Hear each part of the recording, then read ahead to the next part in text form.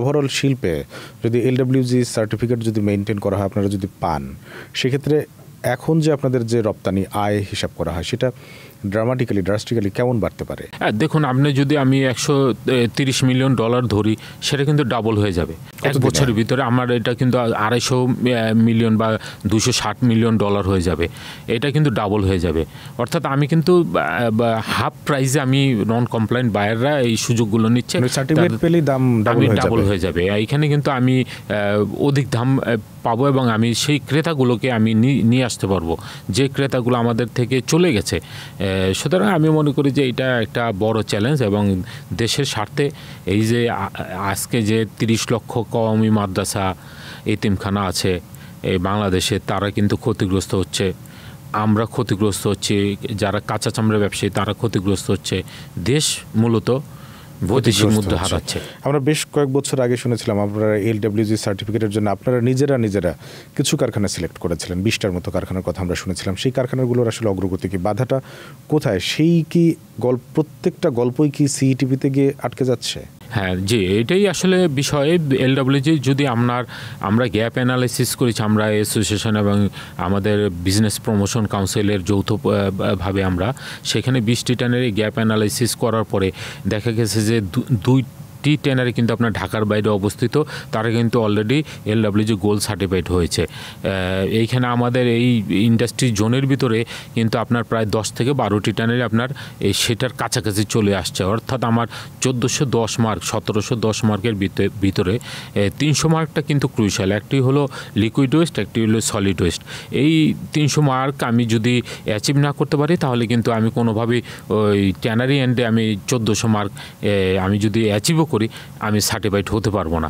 ওখানে গিয়ে আমরা কিন্তু আটকে যাচ্ছি, প্রতিবার এখানে আটকে যাচ্ছেন। তো সেই জায়গা থেকে আপনাদের কি নিজস্ব কোনো উদ্যোগ, লিকুইড এবং সলিডটা তো ম্যানেজমেন্ট করা মোটামুটিভাবে আমাদের দৃষ্টিতে সহজ, আপনারা সেটা ভালো বুঝেন, লিকুইডটা ম্যানেজমেন্টের জন্য আপনারা কি ব্যক্তিগত কোনো উদ্যোগ আছে? হ্যাঁ দেখুন, এইখানে প্রায় 5 থেকে 6টি ট্যানারি আবেদন করেছেন আপনার নিজস্ব ইটিপি করার জন্য। ইতিমধ্যে 2টি ট্যানারি আপনার নিজস্ব ইটিপি তৈরি করে তারা ট্রায়াল অ্যান্ড টেস্টিংয়ে আছেন। হয়তোবা তারা এটা অচিরেই তারা সার্টিফাইড হয়ে যাবেন এই 2টি ট্যানারি। তো আর বাকি কয়েকটি ট্যানারি কিন্তু আপনার পার্সোনাল ইটিপি করে আপনার চেষ্টা করছেন যে সার্টিফাইড হওয়ার জন্য।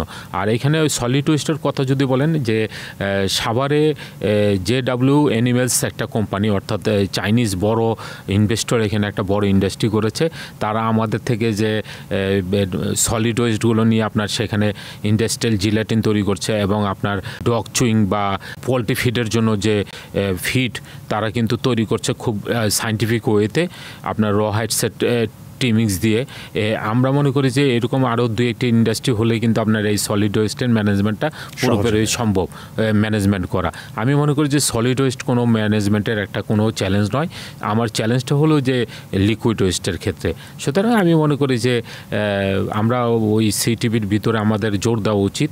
এবং আমরা ইতিমধ্যে শুনেছি যে সরকার কিন্তু চাচ্ছে বিসিক থেকে ব্যবসাকে এই শিল্পনগরে স্থানান্তর করার জন্য, কিন্তু এখানে কিছু চ্যালেঞ্জ রয়ে গেছে। বিশেষত ব্যবসার যে স্পিড, আপনার যে আইন 1980 সালের আইন আর বিসিকের যে 2023 সালের আইন, সেটার কিন্তু ভিতরে কিন্তু কনফ্লিক্ট আছে। এইখানে আমরা কিন্তু বিসিক থেকে লিজ নিয়েছি 99 বছরের জন্য, এখানে ব্যবসা কিন্তু লিজ দেয় 30 বছরের জন্য।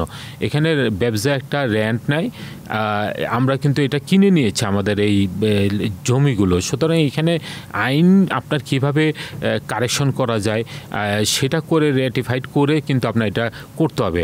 আদারওয়াইজ আপনার এইখানে কোনোভাবে আপনার এইটা ব্যবসার হাতে দিলে ব্যবসা এখানে কিছুই করতে পারবে না। এবং সিটিপির ক্ষেত্রে আমি মনে করি যে যদি স্পেশালি যদি সিটিপি তাদেরকে দেওয়া হয়, আমি মনে করি যে সেখানে অবশ্যই আপনার 2টা ক্যাটাগরিতে সিটিপি পরিচালনা করা উচিত।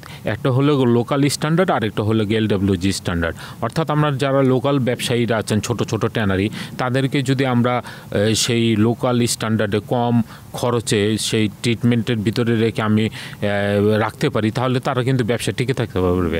আর যারা এলডব্লিউজি হতে চায়, এটা তো ব্যবসায়িক সেন্স থেকে বলেন, এটা কি পরিবেশের মানদণ্ড কি ঠিক হবে? হ্যাঁ, পরিবেশ মানদণ্ড ঠিক রেখে আমি বলছি যে এটা করার জন্য বিশেষত আমরা এখানে দেখছি যে আমাদের যে সিটিপিটা করা হয়েছিল 25,000 কিউবিক মিটার বলা হয়, আসলে আদত সেটা করা হয়নি, সেটা হয়েছে 15,000 কিউবিক মিটার। এবং সেখানে কিন্তু আপনার যে ডিজাইন কিন্তু অনেক ফল্টি ডিজাইন আছে, যেটার কারণে আপনার কিন্তু সেটা ট্রিটমেন্টটা হচ্ছে না। তো আমি মনে করি যে এটাকে রেকটিফিকেশন আপগ্রেডেশন করে যারা ডোমেস্টিক বিজনেস করতে চায় তাদেরকে এটার ভিতরে রেখে নতুন একটা সিটিপি করে, আধুনিক সিটিপি করে যারা এলডব্লিউএস হতে চায় সেইগুলোকে আপনার সেই ইন্ডাস্ট্রিগুলোকে সেটার ভিতর নিয়ে আসা।